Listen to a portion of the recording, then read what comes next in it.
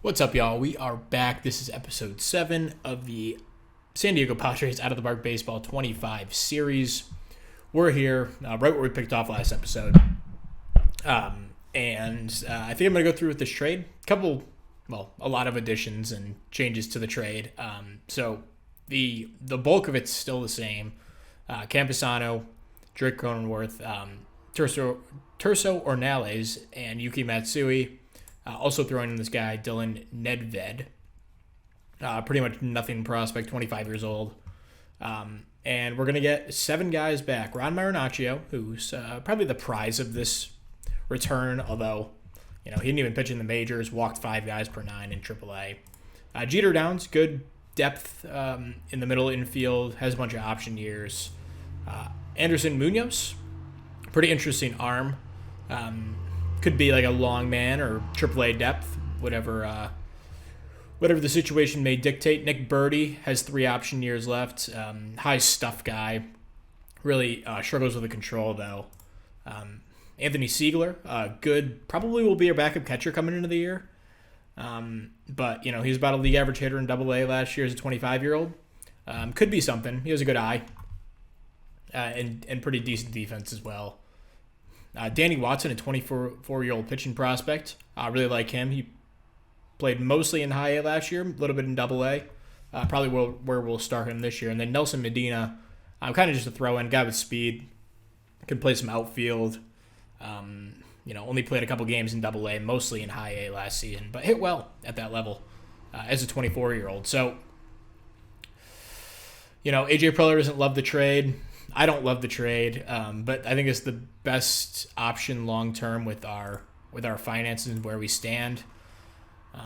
We try to get them to take any more money. We have to kind of throw in a big name prospect or a big name player.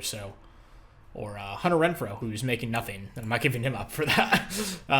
So we're gonna go through with this trade. Cronenworth and Campusano were good players for us last year, no doubt, but I think we can upgrade internally.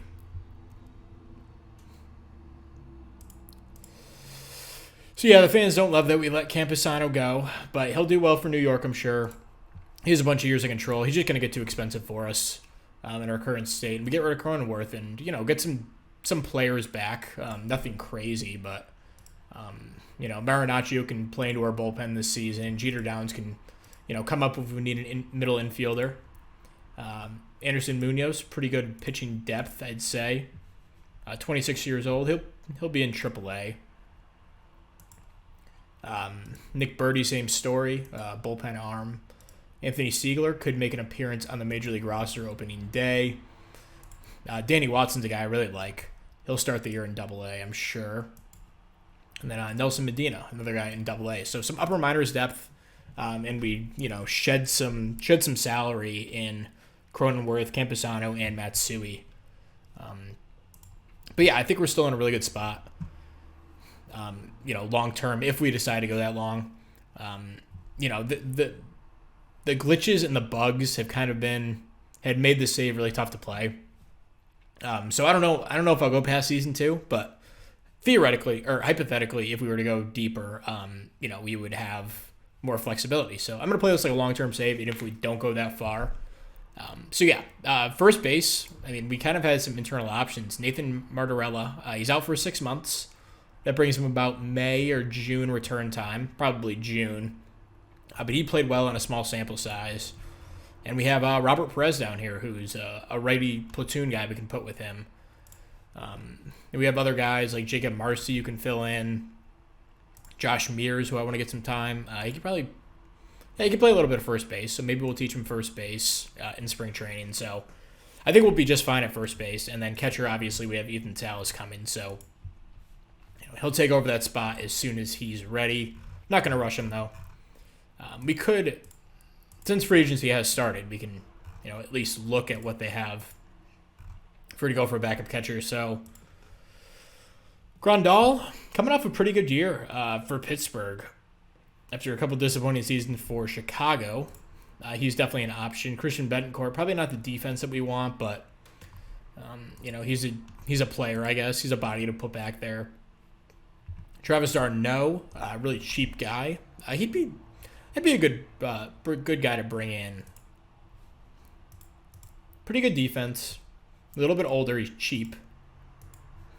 It could be a good backup for Salas, or start the year until he's ready. So we'll offer him a contract. Obviously, we're not going to go for Pastrana. He's way too expensive, but he would be great. So we'll throw that out there. First base options. I think we're good with what we have. If we need to sign someone before opening day, we can do that. I'm not concerned about first base. And then it's really center field will be good. We'll have Renfroe against lefties. We need the strong side platoon guy. So let's look for a lefty outfielder. That could also be Jacob Marcy, but we might want a guy with a little bit more pop. We did offer a contracted Trent Grisham, but I'm not going to bank on him being a starter or anything. Jock Peterson would be kind of a perfect fit. Toss him out in right field. Could do some damage out there. He's a little expensive, or on the more expensive side. He's not, terribly expensive, but Alex Verdugo, also another option. Crushes righties, so that would be perfect. Wants a decent chunk of change. If we can get him down to 5.5 for one season, I would do that. Yeah, let's give that a shot. Verdugo would be a nice guy to bring in. Yastrzemski might be a cheaper option if we want to go that route. Also crushes righties. But we have some money to spend for this season, so I'm not concerned about that. So we have $19 million. We have 54 for next year, which is big. Getting Cronenworth off this, at least we're not paying him $12 million. We're paying him 1.6. That's huge for our long-term flexibility. So what was I going to look at? Player development. We could dump a little bit more into the player dev now. Draft budget. They think we should go to 5.9. I'll keep it at 8. Although we have a pretty late pick. Oops. Do 7.5 just to take a little bit off. And that leaves us $17 million. So, we still have money to spend. I would like to save some for the deadline. We'll keep our ticket prices where they are right now. Our owner did want to increase attendance a little bit. So, let's go down to 40, 50. Take a little bit off that. So, we'll keep moving forward in the offseason here. Track what's going on. We'll check in on the development lab as well. Because I think things aren't going too well for our guys. Everyone seems to be frustrated. So we'll see how that works out. I have seen guys who are frustrated wind up actually getting the development boost. So I'm not too worried yet. But yeah, we'll come back with an update in just a second. All right, so one quick trade. November 25th, we have Kenta Maeda out here who whenever I searched for a trade, they were kind of just ready to get rid of him. So not surprising that they want to trade him. He was pitching out of their bullpen, looks like at the tail end of the season or some part in the season. But I still think he's a decent arm. And they basically want to give up his entire contract for nothing. Jose Giraldo, not a bad pitcher, but he's 25. Didn't pitch well in high A last season for us. Walked way too many guys. Gave way too many home runs as well. So, this is kind of a no-brainer. Good pitching depth. He'll probably be our 5th starter coming into the year. We have some other options, but, he'll have the inside track for the 5th starter job. Let's put it that way. It'll be between him, Vasquez, and Brito, who all pitched well, or both pitched well at different parts in the season for us. So we'll have Suarez back. We'll have Morejon back. The bullpen's in decent shape. I don't love what we have, but all these guys were good for us, minus Suarez last season. So I'm not going to complain too much. I think it's a good room if we kept it like this. We do also have Marinaccio. We have Tommy Nance, Glenn Otto. No, Glenn Otto is a good long man. And then Tommy Nance, good reliever depth. He is out of options, so we'll see if he sticks with the team after spring training. Yeah, we'll come back with another update in just a sec. All right, so really quick, let me do an update on the international free agents international complex, I should say, because our scout signed a bunch of people, whatever, during the season. So all guys that are 18, I just go and throw them in the Dominican League, and then I'll kind of go through.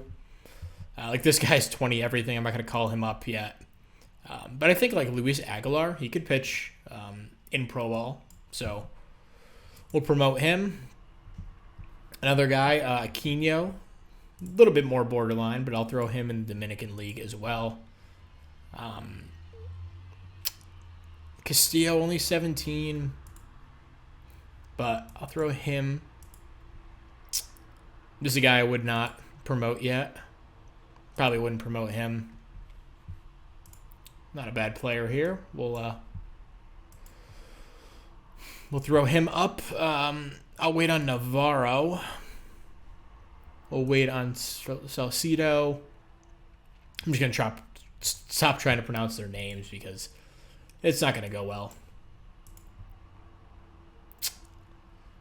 This guy's interesting, but he's freshly 17. This guy's a little bit more developed. These guys are all 16, so unless they're really sticking out to me, I'll just leave them in here. Really struggles with the control, but a good arm here. I think this is our best guy that we have, Merchain. This one's a little upside at the bat as well. Interesting. Yeah, his control's an issue. He's only 16. I'm not going to push him. Yeah, I'll wait on the rest of these 16-year-olds. No rush on them. And not a lot of huge trades that have gone down. They had a really interesting one. Let's see.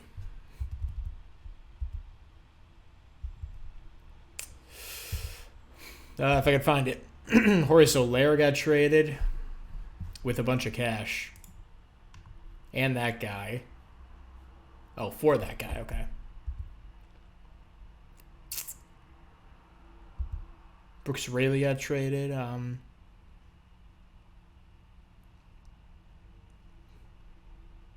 Okay, good. So none of our guys who were scouting had any decrease in the latest report. Anyway, yeah, it was a minor trade, but it was interesting.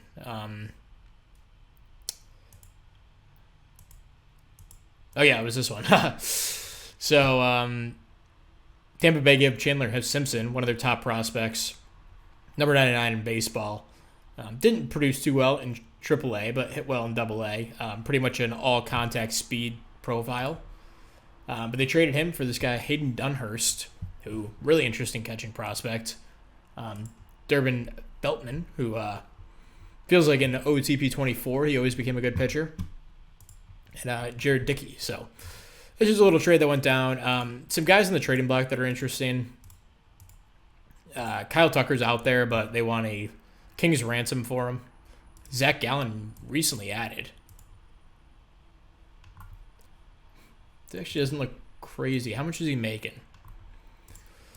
Making $20 million. They'd have to eat a little bit of money to make this work. Yeah, so they want some big players there. It might be worth looking at, but I'll do it off camera because it's going to take a while. Man, Giolito was a good pitcher in this game. Holy crap.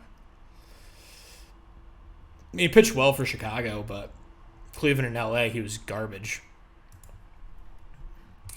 But yeah, nothing too interesting out here. Yeah, like Brent Rooker, but he put up -1 WAR last season, coming off of his excellent 2023. So yeah, that's just a little update on what's going on. December 2nd, we'll keep some forward, probably to international free agent signing. Winter meetings are in a few days. International signings aren't until mid-January. So it'll be the Rule 5 draft in just about 2 weeks. We'll be back for that. All right, so a couple of big updates. December 5th, Houston wound up trading Kyle Tucker to LA, of course, for the 16-year-old Andres Rivera. If I knew the price was that low, I would have thrown them a, top whatever we have. I don't know what we have for prospects, but I would have tossed them, DeVries maybe. But I would have given him a little package of Hagen Smith. If they wanted Margaret is hurt, but I would have thrown him something. I didn't realize they were going 1-for-1 with a 16-year-old, but good for the Dodgers. They're reloading after winning the title last year, and then Willie Adames signed with the Chicago White Sox to go never win. So good for him. Take the money and run, man. $30 million a year. $30 million a year for Willie Adames. He's coming off a really good season. 7.2 WAR. Yeah, okay. Never mind. I take back everything. Maybe he can actually lead them to something. But yeah, that's the update. Christian Walker, he's so underrated. He's so much better than that.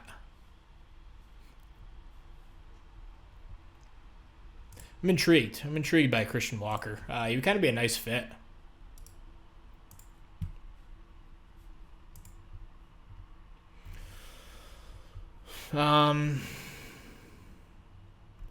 They want some legit players, but I think this is doable.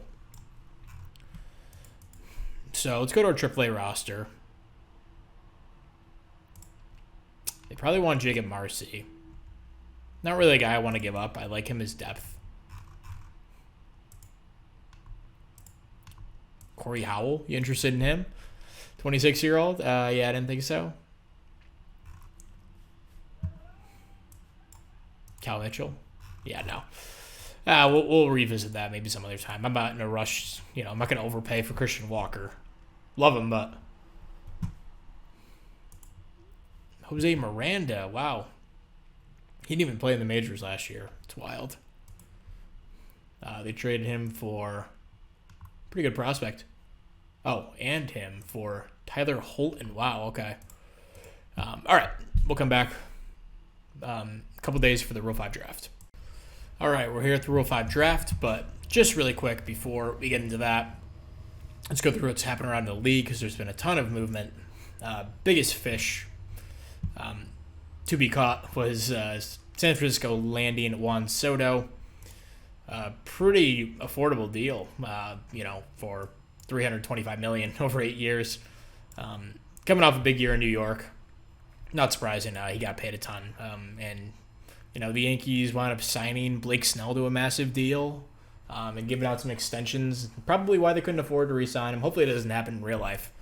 And then the Houston Astros, with the money that they saved trading Kyle Tucker, wound up signing the best catcher on the market, Jesus Pastrana. Really good bat. Would love to have him on the team. We just don't need him. And he got paid big time too. He got about $25 million a year over 5 years. And Shane Bieber signed with Oakland to go waste the rest of his prime away. Coming off a shoulder inflammation, but also I think he won Cy Young. Yes, he did win Cy Young. Clayton Kershaw back in Los Angeles. And that's pretty much it. We're waiting on some guys to sign at this point, so no movement there. But let's jump into the Rule 5 draft. We protected everyone we needed to. So yeah, let's see if anyone gets taken here. No one does from us. Bunch of picks made. Wow, looks like almost every team made a pick. Which is realistic. A lot of these bad teams will take guys. Hayden Wesneski gets taken. To name it 6 out. Gavin Stone. Man, LA didn't protect him or trade him. It doesn't seem very realistic, but yeah, good for them. Brendan McKay got taken by Pittsburgh. Interesting. Two-way McKay. Anyway, we don't really have a ton of needs. I don't even think I'll select anyone here, but John King is interesting.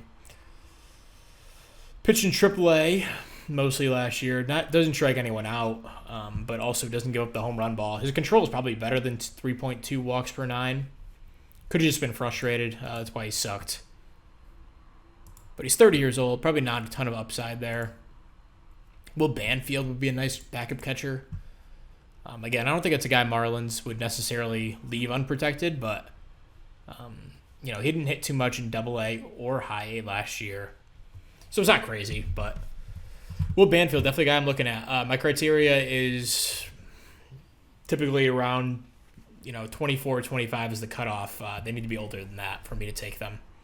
So I wouldn't take a guy like Brinier Bonacci, just because it doesn't feel right with me taking those young guys and just poaching them off other teams. I think let's roll the dice with who we were just talking about.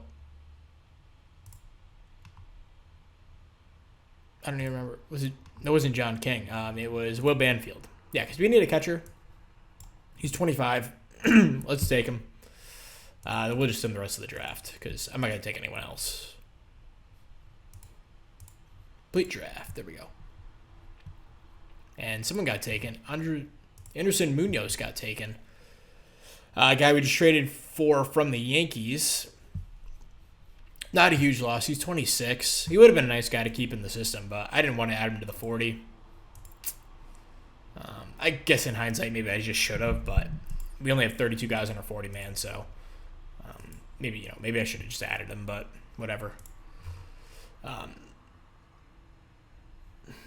Man, everyone wants Mike King. It wouldn't be a bad time to trade him. He has a ton of value, but we're going for it this year.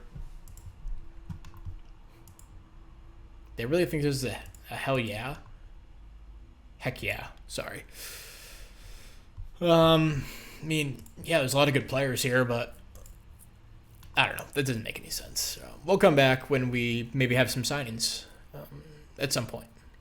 All right, so we have a couple updates here. Luis Poseidas is the guy we wound up getting. I really wanted, David Lura.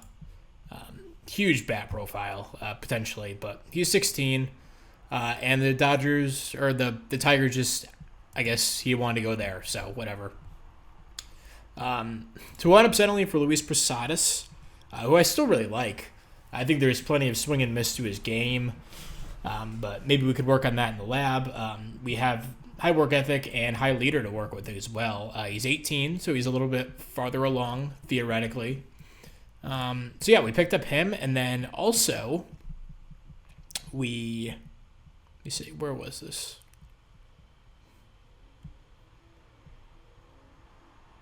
Here we go. Scout and Assessment Cuba. So Rick Hahn went out and found this guy, David Zelaya. Really far along for a 16-year-old. I'm going to put him in the develop or the DSL right now. Big upside, 75 potential. So we got these guys basically on back-to-back days, which is huge for our outfield and our minor league system in general, which is kind of thinning out as guys start to graduate. So, I'm not going to promote Poseidas. The contact and the avoid Ks are going to be an issue, but there is plenty of upside there. Maybe we just throw them in. We'll wait for the beginning of the season, but I didn't mention we signed all the guys we wanted to. Alex Verdugo, Trent Grisham also signed minor league deal. Travis d'Arnaud signed, and we got Garrett Crochet, who maybe potentially make him into a starter. He's still under arbitration for another year or so. He could be, if we increase that stamina, maybe a 40-45, then we're talking starter, and that's going to be huge because we're losing a bunch of guys this offseason with Dylan Cease, Mike King, top of the rotation guys. Not to mention like Kenta Maeda, also going to be gone. That's an update. We're almost at the end of January. We should also mention the development. So things didn't go too well for DeVries. He failed his, what do you call it? His improvement his defense. So I put Graham Pauly in, try to do the same thing with him. He succeeded. So we gained a little bit of range, maybe a little bit of error, arm, and double play. So that's good. And then the big news throughout the league was the Nationals relocated to Jacksonville. They're now the Red Raiders, so no more Washington. They relocate for the second time in 20 years, approximately. So pretty crazy, but yeah, that's the state of the league, and we'll come back in just a bit. All right, February 14th, we have our results from our training, and looks like it was about 50-50 on how this went. So Ethan Salas improved his quality of contact. Check out his new contact potential. Man, he's looking crazy. I'm so excited for him to maybe make the majors opening day. So that's a good thing. Robbie Snelling did not improve his pitch control. He still looks like a good arm. Not too concerned about him, but disappointing that didn't work out. Jackson Merrill improved bat speed, so he's going to improve his power. Man, 60 power potential. I mean, he's looking like he could be a middle of the order bat now. That's exciting. Tatis improved his quality of contact as well. Just up to a 55 contact. Looks like the avoid Ks might have ticked up a bit. He's still an awesome player. But yeah, hopefully he can improve off a pretty disappointing last season. Then Dylan Lesko did not improve. We're 3 for 5 on that. Not too bad. I'll take that. And here we are, spring training. I didn't even realize it started, but yeah, we'll come back after spring training, update who made the team, and update from there. All right, so we're here opening day. It's March 20th. They're doing the weird, Korea series, I guess. I don't know where this one happens to take place, but we're playing Colorado. In Colorado. Then we're going to San Diego, I guess, tomorrow to play there, but whatever. Our owner thinks we should make the playoffs. I agree. And top 100 prospects, or top 10 prospects, a lot of new signings, and then Ethan Salas in here, and Andrew Painter, the only two real guys here. Salas just drops off because, those guys are theoretically have more upside, I guess. Are any of these? Yeah, no. Our guy did not make it that we signed. But yeah, Salas didn't make the opening day roster. Just didn't really have a good enough spring. You see a 599 OPS. Just never really got it going. If he turns things on in AAA and is a beast, I'm not going to be surprised, and he'll be up in 2 weeks. So, not a huge deal. Updating our prospect rankings.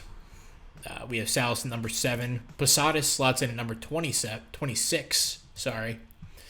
Dylan Lesko, number 51. Robbie Snelling, number 66. DeVries, just outside the top 100 at 104. Did have some decreases in his overall potential, but still looks like a serviceable back and middle infielder at this point, but we'll see how he develops. He did improve his stealing. I worked on that in one of the trainings this offseason.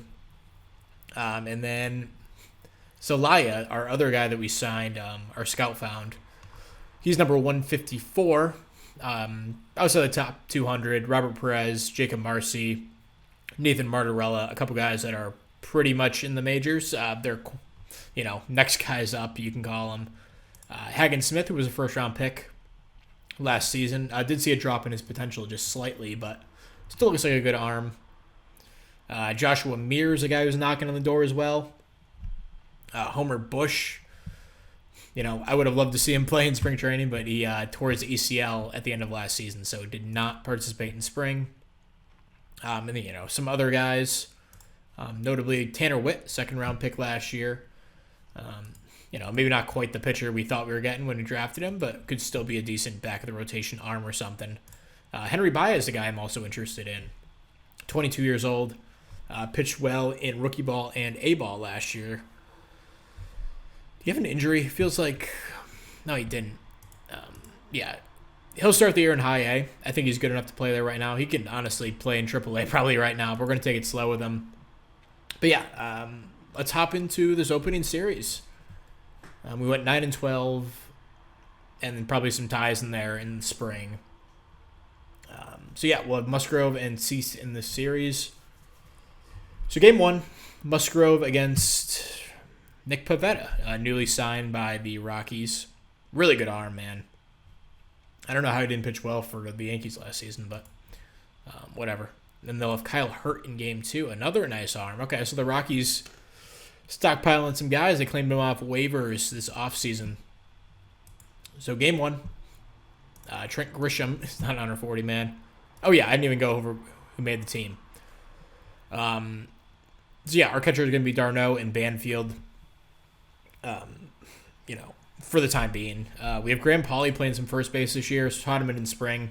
He's good to go. Bogarts would be at second. Machado at third. Kim at short. No surprises there. Jackson Merrill, who absolutely crushed it in spring. 1 OPS. Really excited for what he's going to bring in year two. He'll be your starting left fielder. We'll have Grisham in center, Tatis in right, and Verdugo as our DH against righties. Against lefties, it's Merrill, Tatis in center, who it's not ideal to play him in center by any means, but he should be fine out there. Then we'll have Renfroe in right, and Rosario will DH against lefties. Rosario will also mix in a little bit against righties as well at first base and DH. Jeter Downs makes the roster as our middle infield / I guess all infield backup when Rosario's in there. And yeah, Will Banfield's our backup catcher. And then pitching-wise, Musgrove, Cease, King, Darvish, Maeda. Maeda had a rough spring, but no one else, Vasquez or Brito, didn't really run away with the job. So Maeda will have it for now, just based purely off of, his resume. Then in the bullpen, we have Rogers, Go, Crochet in the back end. Estrada, Marinaccio. Sorry, I actually have to send one of these guys down. It'd probably be Marinaccio. He has options. So it'd be Estrada, Suarez, Cosgrove, De Los Santos, familiar names from last season. Then Johnny Brito, going to come in this season as the long man. He had a pretty decent spring besides this one really bad last outing, but yeah, he makes the roster as our long man. A role that he started the year, I don't know if he started it. He might have started in a rotation actually last year, but yeah, game one. And did it get rained out?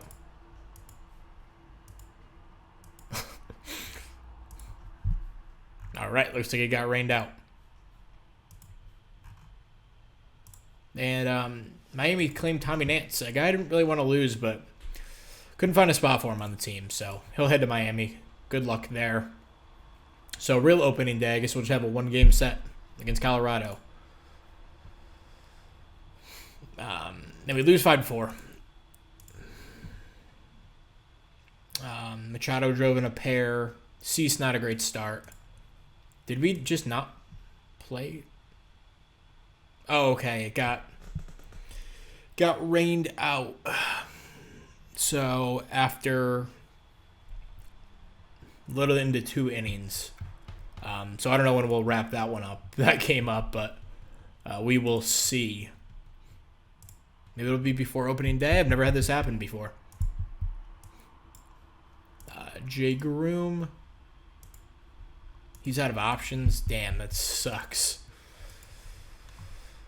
Yeah, we don't have room for him on the team, unfortunately. So we'll see if we can pass him through waivers. All right, so let's go up to the real opening day and see what happens here. Marcano passed through waivers. That's good. Okay, so I guess we're not making up that game. But anyway, we start the year 0-1.